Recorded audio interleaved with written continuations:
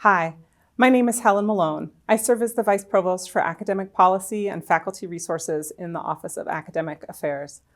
In this series of videos, we're going to share the policies and procedures for managing the promotion and tenure process here at Ohio State.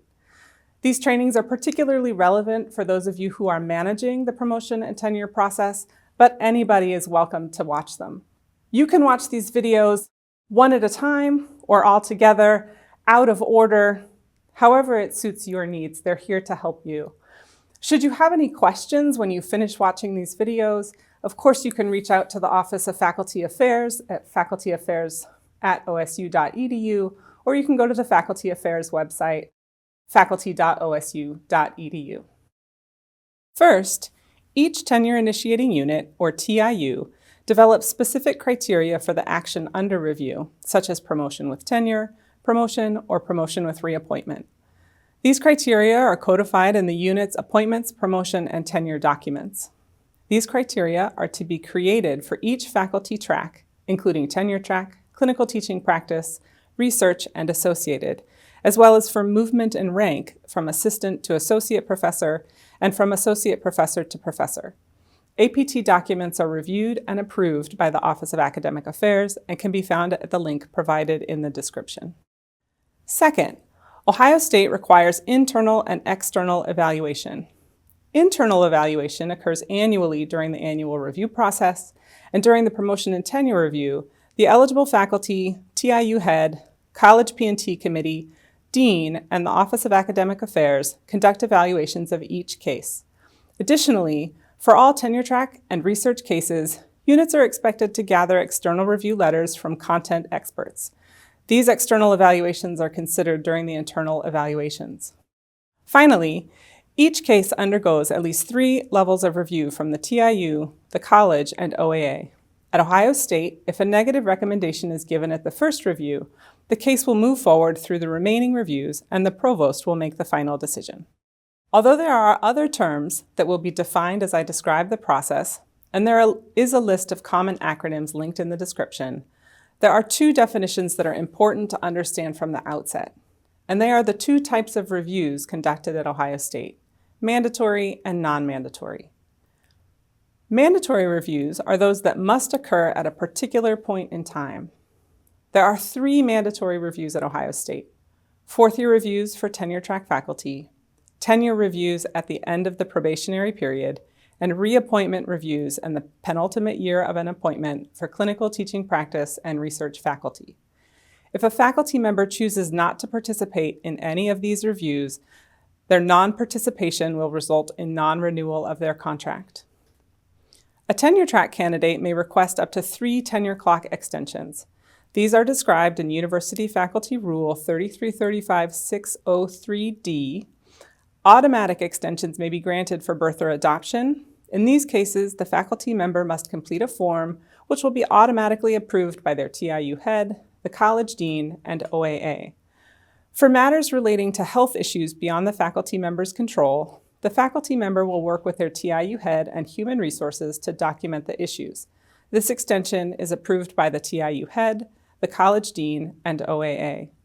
For all other issues beyond the faculty member's control, the faculty member will make a request to the faculty in their unit describing the issues that are beyond their control. The faculty committee will make a recommendation to the TIU head, who will make a recommendation to the dean, who will make a recommendation to OAA, who will make the final determination on whether the extension is to be granted. A guidance document for seeking a tenure clock extension is available in the description for this video. The other type of review is a non-mandatory review. These include all reviews that are not mandatory, as defined on the previous slide. A faculty member interested in seeking a non-mandatory review must make the request to their TIU head by April 1, preceding the review. In other words, if a faculty member wishes to be considered for a non-mandatory review in the autumn, they must make the request by April 1st of that year. Probationary faculty, tenure track assistant professors, associate professors in advance of tenure, and clinical teaching practice, research, and associated faculty in their first contract may be denied a formal review by the Committee of Eligible Faculty every year up to their mandatory review year. Non-probationary faculty, Tenured associate professors and clinical teaching practice, research, and associated faculty in their second or subsequent contract may be denied a formal review only once. A guidance document for requesting a non-mandatory review is provided in the description for this video. There are 5 components that make up the full dossier: the introduction and core dossier, internal letters of evaluation, external letters of evaluation, student evaluations of instruction, and internal review evaluation letters. The faculty candidate is responsible for preparing the introduction and core dossier. The introduction should include the faculty member's current appointment, a biographical statement of no more than 750 words, their degrees earned, and their professional appointments. The core dossier must align to the OAA core dossier outline. Faculty should complete their core dossier using either faculty activity reporting in Interfolio or in a Word document following the introduction and core dossier outline and instructions document.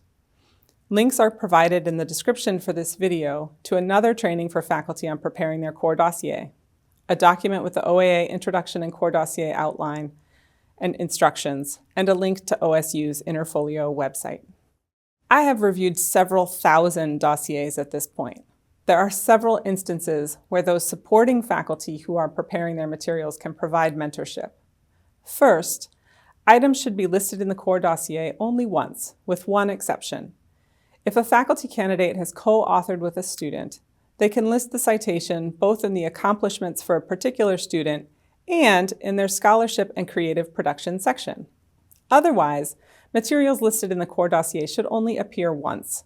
To be clear though, items listed may of course be referenced in the core dossier narratives. Second, the narratives in the core dossier should be used by a candidate to present their academic story. These narratives provide the candidate the opportunity to contextualize lists of evidence, to uplift what they consider to be important aspects of their work, and to describe for the non-expert the importance and impact of their work. Those supporting the candidate can and should provide mentorship in this space. There are several letters included in this section. These may be gathered by the candidate, though they should also be on file in the office of the TIU head. Annual review letters and comments are to be included in the dossier. For tenure track assistant professors, all annual review letters since the start date are to be included. For all other faculty, all annual review letters from start date, last promotion or reappointment, or last 5 years, whichever period of time is shorter, are to be included. If the candidate responded in writing to an annual review, and if the TIU had responded back, these comments are to be included in the dossier. With respect to annual reviews, by policy, all compensated faculty are to receive an annual review, and they must have the opportunity for a face-to-face meeting. Additionally, all faculty have the opportunity to respond to their annual review in writing. Because the annual reviews are included in the dossier at Ohio State, they provide a place to document faculty growth, or lack thereof, over time, and to uplift important faculty work that might otherwise be minimized in the core dossier. If you are a TIU head, you have a significant responsibility in preparing a meaningful annual review for your faculty. A link to an annual review template is provided in the description for this video. If the candidate is under review for promotion with tenure, their 4th-year review letters from the eligible faculty, the TIU head, the college P&T committee, and the dean are to be included. If the candidate responded to any of those letters, those comments are to be included as well. Faculty candidates may request additional internal letters, which are to be solicited by the TIU head or chair of the P&T committee. Examples of letters requested by the candidate may include letters from scholarly collaborators, letters from administrators who have observed the teaching, mentoring, or service of the candidate, or letters from external colleagues who may provide additional context related to the candidate's work. Finally, peer evaluations of teaching are to be included. Each unit's APT document states the number of peer evaluations required for the different types of reviews. The APT document may also indicate the cadence required for these letters. If the incorrect number of reviews is presented, the unit must provide a brief letter describing why this is the case. For tenure track and research faculty candidates, Ohio State requires 5 external letters of evaluation. Some units require letters for clinical teaching practice faculty, and those units have noted the number of letters required. No more than half of the letters may be recommended by the candidate. As such, OAA strongly recommends that the candidate have the opportunity to add 2 names to the list of possible external reviewers. Before any invitations are sent to external reviewers, the candidate is to be given the opportunity to review the list and raise any possible conflicts of interest. If a conflict is confirmed, that potential external evaluator should be removed from the list. All external reviewers must be arm's length from the candidate. I am often asked what this means. Dissertation advisors, postdoctoral fellow advisors, past immediate supervisors and supervisees, family members, and close family friends are all examples of non-arm's length. Additionally, someone who is a frequent professional collaborator on publications and grants are not arm's length. If the possible reviewer is someone the candidate meets for coffee or a meal when at conferences, who has presented together on a panel, who is aware of the faculty member's work, would be considered to be arm's length. If ever there is a question, please contact OAA for guidance. Finally, external reviewers must be from a credible source or institution. OAA has a preference for selection of peers and aspirational peer institutions. However, there are occasions when an external reviewer is an eminent scholar in their field, but is not at a peer or near-peer institution. There are also times when an evaluator is in an aspirational peer program, even if not an aspirational peer institution. The external review letters should focus on scholarship unless documentation of other areas of effort is necessary based on job assignment. In those instances, more than one external letter evaluating the other area should be included, and the external reviewer must be provided sufficient information to complete their task. For example, if the external evaluators are asked to evaluate clinical service, and the only documentation is the listing in the core dossier, their job will be extremely difficult to complete fully. Links to external reviewer invitation templates are provided in the description for this video. In terms of open records, it is important to share with external evaluators that their letter cannot be confidential. Ohio is an open record state, meaning that the materials contained in the dossier are all a matter of public record. If a candidate requests access to their external evaluation letters, if sharing those letters is not already part of a unit's process, my strong recommendation is that they be shared without requiring the candidate to make a formal public records request. These letters are part of their materials under review, so adding a barrier to accessing the letters is unnecessary. Should anyone else outside of the process wish to see the external evaluations for a candidate, they should be directed to Ohio State's Public Records Office, where they can make a formal request. What happens if 5 letters are not received? For a mandatory review, the process will simply move forward. For a non-mandatory review, the process will stop unless the candidate, the chair of the P&T committee, and the TIU head agree in writing that the review may proceed and that the lack of letters does not constitute a procedural error. In general, if a case has 4 letters, it will move forward with this written agreement. If there are 3 or fewer letters, it becomes more difficult to assure that the philosophy of external evaluation is being adhered to. In these cases, the unit is encouraged to reach out to OAA for guidance. 3 categories of documentation are expected with respect to student evaluations of instruction, or SEIs. First, the candidate is to generate a cumulative report of their SEI scores for all courses taught during the period under review. This is the start date for tenure track assistant professors, or the last promotion, or 5 years, whichever time period is sooner, for all others. Second, the individual SEI report for each course taught during the review period is to be included. Finally, for whichever courses comments were submitted, someone other than the candidate is to summarize those comments. This summary is to be reviewed by the candidate before it is included in the dossier. Support documentation for generating this documentation is available in the description for this video. The final section of the dossier will be built as the review of the case moves forward and each group completes evaluation of the candidate's materials.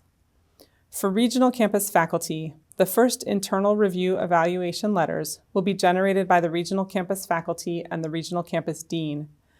These evaluations will focus primarily on the teaching and service work of the candidate.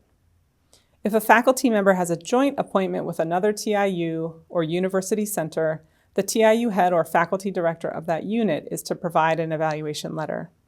Additional evaluation letters include those from the eligible faculty, the TIU head, the college P&T committee, and the college dean. I want to add a few additional points about our faculty who are on our regional campuses or who have joint appointments. First, these evaluation letters are to be included with the dossier before it is released for review by the eligible faculty. These letters provide critical information about the candidate's work and are to be included for all stages of the review. To disregard them or add them following review by the eligible faculty is a disservice to the candidate and the process more generally. Second, evaluative comments from the joint appointment TIU head or faculty director and/or regional campus are to be included in every annual review. The context provided by these letters is critically important to understanding a candidate's case. Particularly in the case of joint appointments, the faculty from the joint appointment are not present in the meeting of the eligible faculty, so those letters are the only access to evaluative information relating to that portion of the candidate's appointment. Early each spring semester, all candidates for mandatory and non-mandatory review should be identified. Units should work with their HR business partner to confirm faculty who are up for mandatory review. Units should also communicate with all assistant and associate professors about the opportunity for a non-mandatory review and set clear deadlines for requesting a non-mandatory review. Units are encouraged to share OAA's document on seeking a non-mandatory review in this communication. For any probationary tenure track faculty, units should confirm that there are no new requests for a tenure clock extension. Once the list of candidates for review has been finalized, this group of faculty should be provided a clear and detailed timeline, including when they must notify the P&T chair if they will be using a different APT document from the one currently approved, when their materials are due to the pod for review, when their final materials are to be submitted, as well as the overall process timeline. Also in early spring semester, the chair of the eligible faculty and the procedure oversight designee, or pod, or designees are to be identified. A unit may have a single pod or multiple, up to one pod per case. The chair is to lead the review of any requests for non-mandatory review and is to review the APT document. Once the pod or pods have been identified, they will be assigned the cases for that cycle.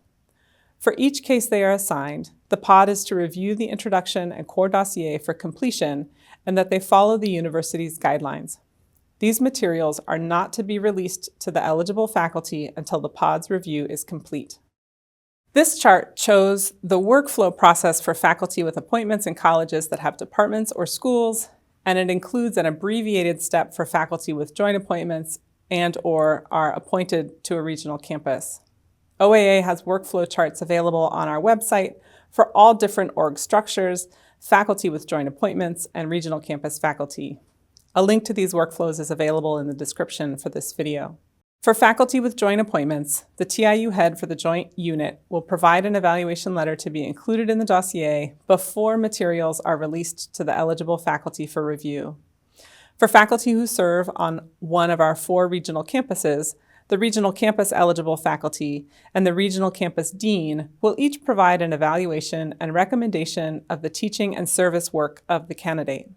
Before these letters come to the Columbus TIU, the candidate is to be given an opportunity to review and respond to the 2 letters. The eligible faculty in the TIU will conduct its review and provide a written evaluation and recommendation to the TIU head, which in the example shown here would be the department chair or school director. The TIU head will conduct their own evaluation and prepare a letter to the dean. Once these 2 letters are written, they are to be shared with the candidate for review and comment for at least 10 days. Once the letters are released, that is the appropriate time to share the external letters of evaluation with the candidate. As we discussed in the dossier components presentation, the external review letters are public records and can be shared with candidates. Following the response from the P&T committee and/or TIU head to any comments, if any were provided, the case will move to the college for review. The college committee will review the case to determine if the TIU followed its process and will make a recommendation to the dean. The dean will then complete an independent evaluation and prepare a letter to the provost. Once these 2 letters are written, They are to be shared with the candidate for review and comment for at least 10 days. Following the response from the dean to any comments, if any were provided, the case will move to the Office of Academic Affairs for review. All cases from colleges that are the TIU, that is, they don't have schools or departments, will be reviewed by the University P&T Committee. This panel will also review any cases with a mixed or negative recommendation, as well as any cases that have concerns identified by the Vice Provost for Academic Policy and Faculty Resources. This committee will make a recommendation to the Provost, who will make the final decision. The Vice Provost for Academic Policy and Faculty Resources reviews all other cases. All cases are sent to the Board of Trustees for final approval in May, and candidates are notified of the final decision shortly after that meeting. Members of the eligible faculty with a conflict of interest must recuse themselves from the review process. At a minimum, faculty with a familial or comparable relationship with a candidate must not participate in a review of that candidate. In addition, a close professional relationship may give rise to a conflict of interest, such as when a faculty member is co-author on a significant portion of the candidate's publications, has collaborated with the candidate on major grants supporting research, has served as the candidate's dissertation advisor, is dependent in some way on the candidate's professional activities, or has a relationship with the candidate that has created a bias. A guiding principle is whether or not the collaborator's individual professional investment in the candidate's success could cloud their reading of the dossier. When there is a question about potential conflicts, the Committee of Eligible Faculty Promotion and Tenure Chair, in consultation with the Procedures Oversight Designee, shall determine whether it is appropriate for the faculty member to recuse themselves from a particular review. Faculty members who do not voluntarily recuse themselves may be removed by the TIU head. Associate deans may not participate as a member of the eligible faculty. Finally, if the P&T Committee Chair, the POD, or TIU head have questions, please contact the Vice Provost for Academic Policy and Faculty Resources to discuss. Before a case is released to the eligible faculty, it is important that all of the materials have been gathered and reviewed by the POD. For faculty with joint appointments, evaluation letters from the joint appointment TIU head are to be included before the dossier is released for review. Once it's ready, the dossier should be released only to those faculty members who are eligible to vote on the case. That group should be given instructions about how they will access each candidate's materials, as well as information on when the deliberation meeting will occur. When materials are shared, please remind the eligible faculty of their responsibility to fully review the dossier for each candidate. Faculty who are on leave from the university may participate in this process only if they agree to participate in all meetings for which they are eligible. In other words, faculty on leave may not pick and choose which cases to review. They are to review all or none. To be clear though, faculty on leave are not required to participate. If they choose not to participate, they are not counted against quorum. When the committee convenes to discuss each case, OAA strongly recommends that the POD should read out loud the relevant criteria for each review. In doing so, faculty are reminded to make comparisons between a candidate and the relevant criteria rather than between one candidate and another. I cannot stress enough the importance of confidentiality in these meetings. The record of these meetings is the letter generated. Please do not discuss what happened in a meeting with the candidate. With respect to voting, faculty must attend the full meeting to vote. In other words, a member of the committee may not stop in for part of the discussion, leave, and maintain their eligibility to vote. OAA strongly recommends that the vote occur during the meeting. Straw poll voting is allowed to affirm that the content of the discussion and the vote align. For example, if a discussion has been generally positive, a straw poll can be used to indicate whether the vote is positive or not. If it is not, then further discussion is needed to identify the areas of weakness demonstrated by the straw poll. Information about building a Qualtrics survey to capture the vote is available in the linked meeting guidelines document. An abstention indicates that an individual does not wish to go on the record with a position. As such, abstentions are not counted as votes but are counted when determining a quorum. Generally, when someone abstains, they do so because they don't want to go on the record with their recommendation, possibly due to a conflict of interest. OAA is recommending that units strongly consider whether abstentions are allowable in the P&T process, given that they should not participate in the meeting if they have a conflict of interest. Finally, if the body of eligible faculty does not meet the minimum composition, at least 3 at the rank needed, faculty from other units may be added by the dean. Following the meeting and vote of the eligible faculty, the chair of the P&T committee or designee is to draft the evaluation letter. This letter should summarize the case and provide a record of the committee's assessment and vote. Specifically, the letter should contextualize the vote by providing the varying perspectives shared in the meeting and articulating whether and how the candidate meets the unit's criteria. In some units, the criteria in each area are listed, followed by the evaluation of the candidate, whether and how they meet those criteria, and any concerns raised by the committee. Although this format is not required, it can be an effective way to present the information. The TIU head is an ex officio member of the Committee of Eligible Faculty, meaning that they are expected to attend the meeting, but they do not vote. They can answer questions, but they are not the leader of the meeting. Following the review by the committee, the TIU head is to conduct an independent evaluation of the candidate. Their evaluation may include additional context about the case, emphasize certain aspects of a candidate's work, and/or evaluate the impact of the candidate's work. A link to University Faculty Rule 3335-604B5 is provided in the description of this video. This rule describes the responsibilities of the TIU head. Following the review by the eligible faculty and TIU head, the letters are to be shared with the candidate, who is given at least 10 days to respond.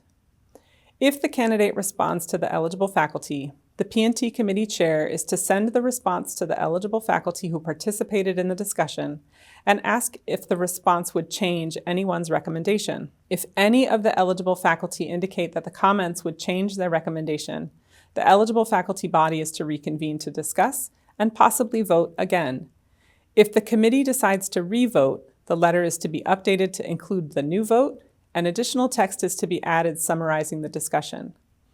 The original letter is to be removed from the packet and maintained in the unit's files. If the eligible faculty determine that the comments will not change their recommendation, the chair of the P&T committee is to respond to the candidate, acknowledging receipt of the comments and indicating that they will be included in the dossier. If a candidate responds to the TIU head, they may respond to the comments or simply acknowledge receipt of the comments and that they will be included in the dossier. Following the review by the TIU, the College P&T Committee will review each case to determine 3 things.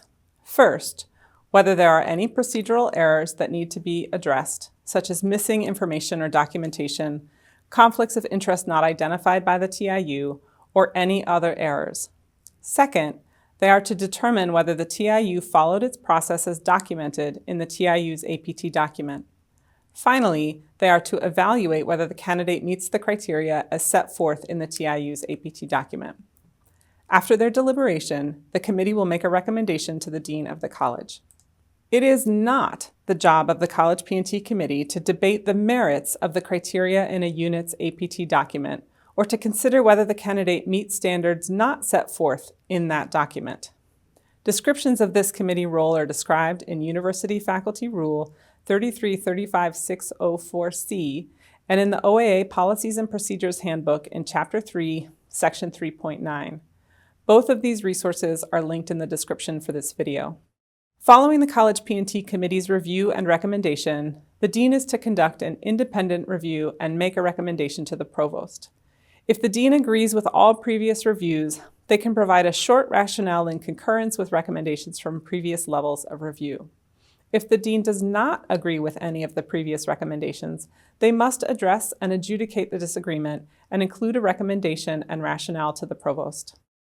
Following review by the college, all materials are forwarded to OAA, at which point no changes may be made to the dossier. A 9-member committee, made up of tenured professors, review all cases from the colleges that are the TIU, which include the College of Dentistry, the College of Law, the College of Nursing, the College of Optometry, the College of Pharmacy, the Glenn College of Public Affairs, the College of Public Health, the College of Social Work, and the university libraries.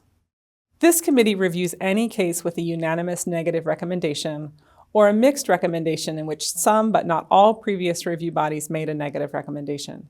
The committee may also review cases with concerns that are brought forward by the Vice Provost for Academic Policy and Faculty Resources. For negative, mixed, and concerned cases, the committee will make a recommendation to the provost, who will make the final decision. There are several special considerations made in this process, including withdrawing from a review, addressing concerns raised by the pod, managing procedural errors, and dealing with significant new information.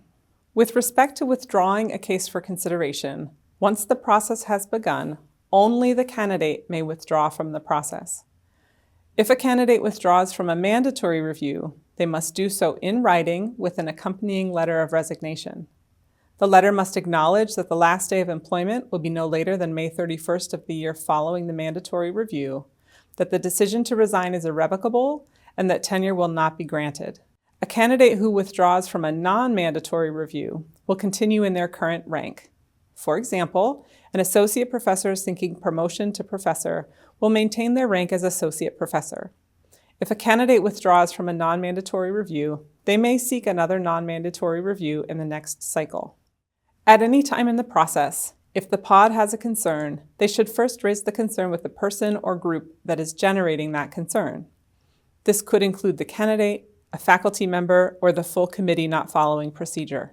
If a pod's concern cannot be resolved to their satisfaction, they are to bring the concern to the relevant administrator, who must investigate and reply in writing to the pod about how they have resolved the concern. Occasionally, a significant procedural error will occur that could reasonably have affected the outcome of the deliberations. In these cases, the error is to be corrected at the level it occurred, and the case is to be fully reconsidered from that point onward.